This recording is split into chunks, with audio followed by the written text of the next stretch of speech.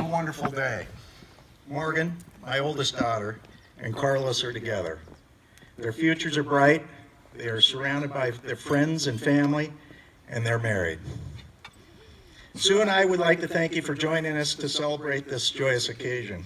Nothing could give us more pleasure than sharing our happiness with all of you.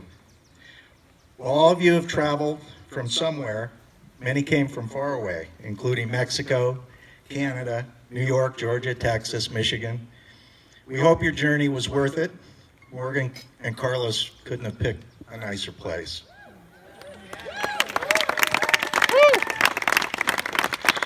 We also have the privilege of welcoming Carlos's family to Oregon for the first time.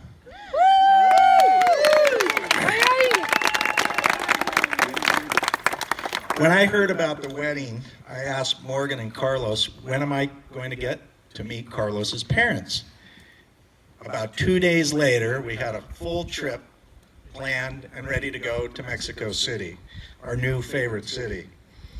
We visited Carlos's parents for 3 days, and we had a fantastic journey around Mexico City, meeting Salvador, Carlos's father, and Lenore, Carlos's mother. Sue and I have a much better understanding now of why we like Carlos so much. Before I address the new bride and groom, I want to thank the third most important person here, and that's Sue, Morgan's mom, my wife.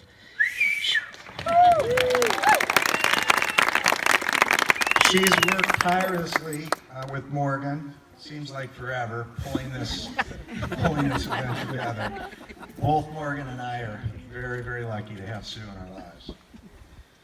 I'd like to share a bit of background about this place here and why Morgan and Carlos picked this location. This area, Central Oregon, has been important to our families, in our family's lives for a long time. Morgan's grandparent, Carolyn McMurchie, over here, had a second home here for almost 50 years. And my father, who's joined us, Dave Krieger, his parents lived in Madras, Oregon, just about 20, 30 miles away from here. So suffice it to say, Sue and I have, as well as Morgan, Max, Morgan's brother, and Kenan, Morgan's sister, have grown up our entire lives visiting here. But most importantly, it's where Carlos and Morgan, where Sue and I first met Carlos and Morgan. I'm a very proud father and a very lucky man to have Morgan as a daughter. Throughout her life, Morgan has amazed us all. Since she was a little girl, she's never been afraid to try new things and just about anything, exploring new paths. I was 21 years old before I found my way east of Oregon. But Morgan, she was traveling to Washington, D.C. in 8th grade on leadership junkets, spent time in Spain on an exchange program in high school, did a college semester in Africa, and headed off to Washington, D.C. with a job after college. Then convinced National City Charter School to hire her without a teacher's degree. Morgan's resilient, a doer, a natural-born leader, and convinced she can do just about anything she sets her mind on. She seems to always have a plan. Thankfully for us, and really the rest of the world, her plans are to help others. Morgan, your mom and I could not be prouder of what you've accomplished and what you will do in the future. While Morgan is always pushing the bounds of possibility, she has a deep sense of tradition. I was reminded of that a couple of years back when she came back for a Christmas holiday. Sue was commenting during the day how crazy it was that I was up on the ladder putting the Christmas lights on the house. Morgan promptly pointed out, "Mom, Christmas would not be the same without Dad wasting an entire day complaining about putting Christmas lights on." That's one of the best things about Christmas. No, Mom. Dad's going to keep doing that. Thanks, Morgan. Morgan was born in Chicago, and she was born fast. By that I mean After Sue and I decided to start building our family, 9 months to the day, Morgan was born.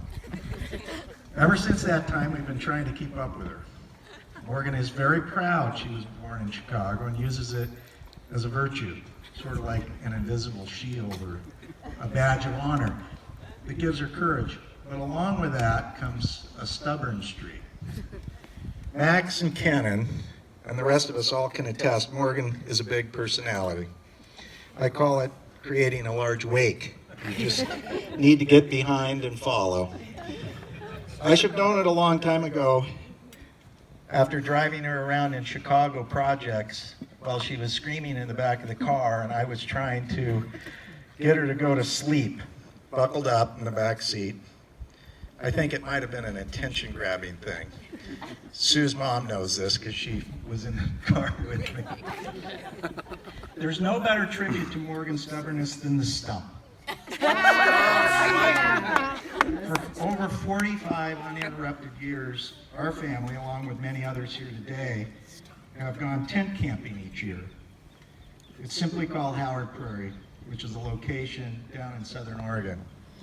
There we swim, cook over a campfire, drink beer, and generally have fun. Occasionally, and understandably, the younger kids can get a bit out of control and need to go out for a timeout. We all know that. Well, one year, Morgan was being particularly stubborn, and the standard timeout wasn't working. After many attempts to get things under control, which I like to do, I had an idea, which I also have a lot of. I found an old tree stump next to the lake's edge, away from the camp, and I stuck her on it. We called it the stump. Suffice it to say, over the years, Morgan's spent plenty of time on the stump. In the end, I doubt it really worked, but I think it added a bit to her independence. Morgan, you can thank me for that too. Unfortunately, two of the most influential people in Morgan's life, and who probably more than anyone would want to be here today, are not with us. Morgan's grandpa, Jack McMurchie, who passed away a couple of years ago, and my mother, Carolyn Krieger, who has dementia. I mention them because Morgan's personality is really the essence of both. Jack's organizational work ethic and yes, stubborn streak. And my mom's incredible creativity, but a keen eye towards tradition. By the looks of this wedding, they're both alive and well in Oregon. Of course, before meeting Carlos, we'd heard plenty about him. Oh yeah, handsome, sensitive, thoughtful, international, could speak 15 languages, could grow a beard in 6 hours. A guy every teacher at school had a crush on. You know, save the world type. I mentioned earlier, Morgan and Carlos, mid-afternoon, first met Sue and I arriving here at Black Butte after traveling across the country from Washington, D.C. After several hours of getting to know Carlos, eating, generally catching up, Sue and I went off to bed. As we were laying there before falling asleep, I let out a humph, sort of like this. Sue paused and said, "What?" I calmly and simply noted, "I quite like Carlos." Sue humphed back. You're not taping this, are you? And asked, Oh my God, "Why is that?" you're free. With a distinct undertone. "You don't like anyone Morgan has dated." I finished, "Because Carlos has been here for the past 10 hours and he hasn't pissed me off." Congratulations, Carlos.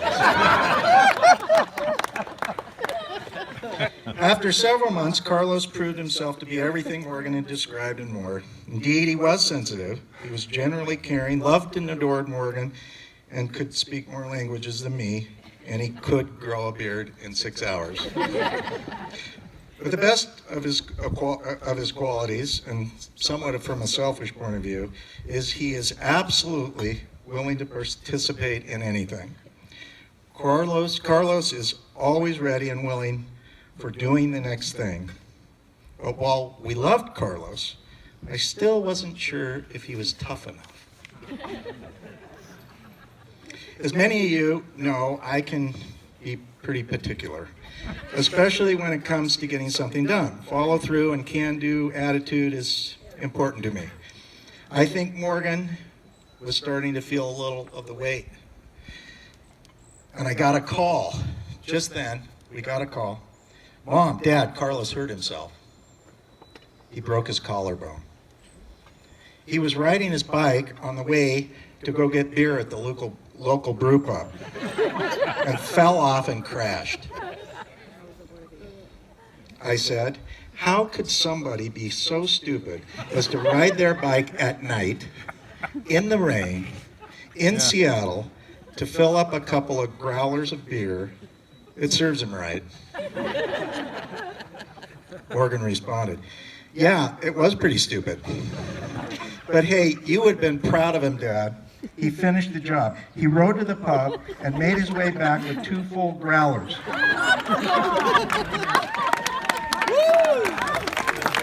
Carlos, on that day, I knew you were the one. I can't tell now. Since Morgan and Carlos moved to Seattle, we've seen quite a bit of them. All great, fun times, but understandably, after a while, we were wondering if and when Carlos would pop the marriage question. Anyway, around Christmas, a year ago or so, Morgan and Carlos were spending the holiday at our house, and they had their dog Martha, of course.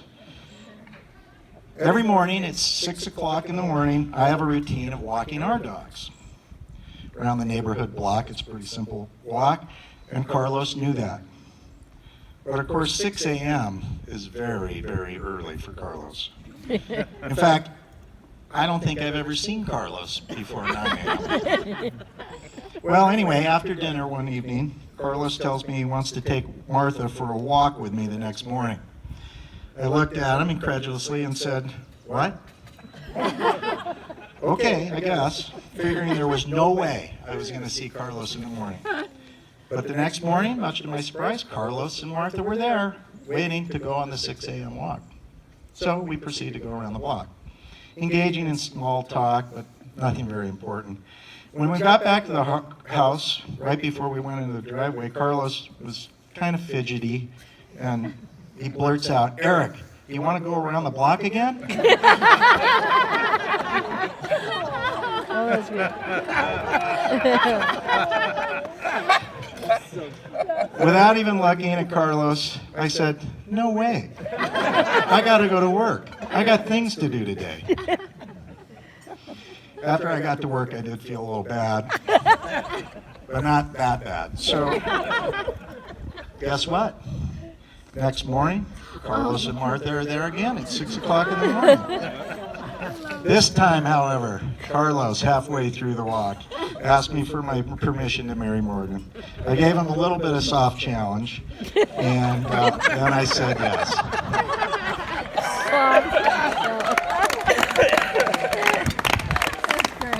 Well, I have never seen Carlos again at 6 a.m. The point of the story is when Carlos wants something, he figures out a way to get it. Anyway, marriage is a wonderful thing. But all of us who are married know marriage needs a rock-solid foundation.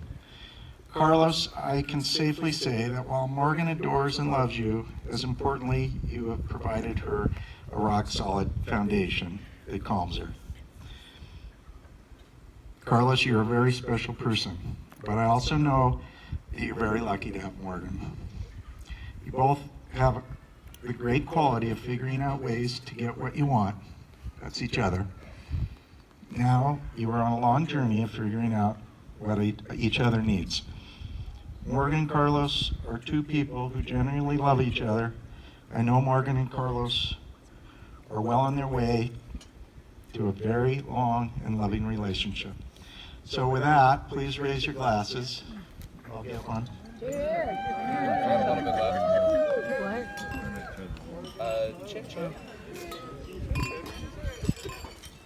And wish Morgan and Carlos all the best. Morgan, Carlos.